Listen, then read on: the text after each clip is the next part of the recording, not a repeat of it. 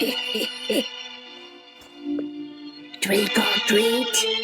Hmm.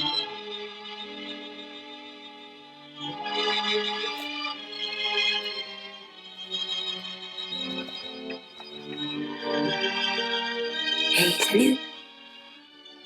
Eh ben oui, nous y voilà, de nouveau.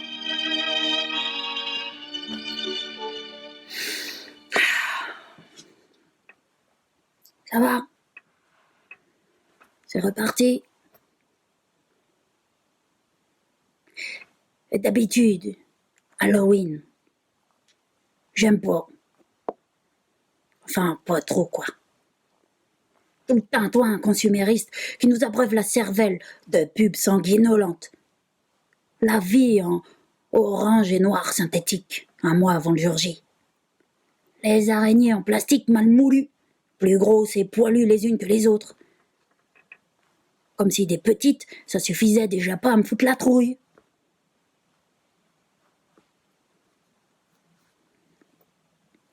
Mais là, en ce 31 octobre 2020, reconfiné, j'ai comme un petit coup de saudade à regarder la bougie vaciller dans sa citrouille de verre sur le bord de ma fenêtre, à peine abritée du crachin poisseux qui peaufine le décor. Oh. Bougie que le fiston a allumée tout à l'heure, entre chien et loup, à l'heure du couvre-feu,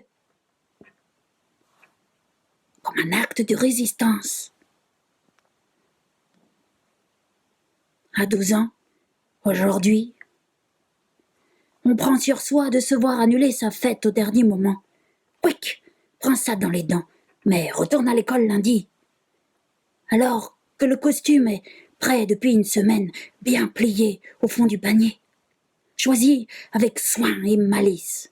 Alors qu'on trépigne depuis des jours à l'idée de cette nuitée gavée de bons becs et d'histoires moribondes, chuchotée sous la couette avec les copains, après avoir sonné à toutes les portes du quartier en bande organisée, pour amasser un trésor de plusieurs kilos de substances archi-sucrées, méga pétillantes, ultra gluantes, super chimiques. Carie assurée. Mais que c'est bon quand on a enfin le droit. Ouais. Cette année, j'aurais bien ouvert ma porte à quelques trolls baveux, sorcières édentées, bossus hilares, squelettes en lycra phospho flottant, zombies à dentiers encombrants.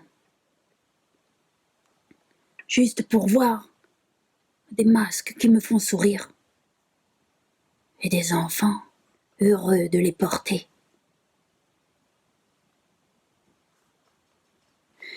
Ça m'aurait mis la joie d'entendre des cavalcades sur le trottoir, des pieds derrière le rideau, ces bandes de minots collés serrés de frousse, bras dessus, bras dessous, sucettes au bec, amitiés indestructibles et premières dragues, timides et insouciantes. Mais là, dans ma rue, pas un chat noir qui passe, pas un bruit de porte qui grince, pas un cri de hibou. Rien que cette petite flamme malmenée par le vent et la pluie, debout dans la tourmente, résistant au chaos, à l'absurde. Petit éclat de vie au milieu du brouillard. Cœur battant, dans l'œil noir d'une citrouille, au sourire cynique, posé là comme une patate chaude, un virus malveillant à se refiler de porte en porte. Le temps de quelques secondes, j'ai pensé aux croix tracées à la chaux sur les portes des pestiféries. Mais, finalement, j'ai changé mon regard d'épaule avant que la tristesse me gagne. Et parce que tout, en ce moment, nous pousse à regarder le monde en noir.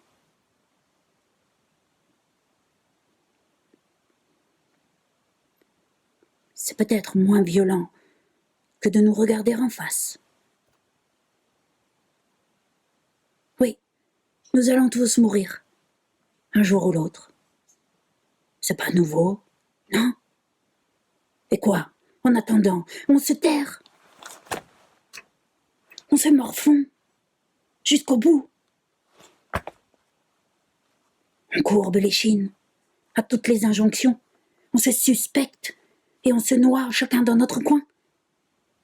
Ou bien on fait attention à nous, aux autres, en gardant le sourire, en continuant le chemin, en regardant tout ce qui va bien aussi, en entretenant le feu, la joie, en peaufinant le reste, avant que mort s'ensuive.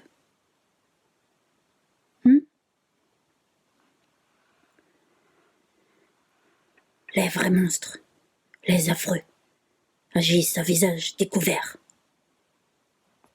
des dollars plein les poches. Et je ne leur donnerai pas ma peur en cadeau. Un bonbon ou un sort? Et pourquoi pas les deux? La vie dans son entier, le sucré et l'amer, le doux et le douteux, la chance et le poisseux, le noir et l'orangé, le virus et la joie. Moi, j'avance avec tout ça, vaille que vaille, à l'écoute de mon instinct, en gardant mon cap et l'œil sur mon horizon. Cette petite flamme vaillante au milieu du brouillard, allumée par un mioche. C'est un flambeau, un phare. Oh les cœurs, ne nous perdons pas.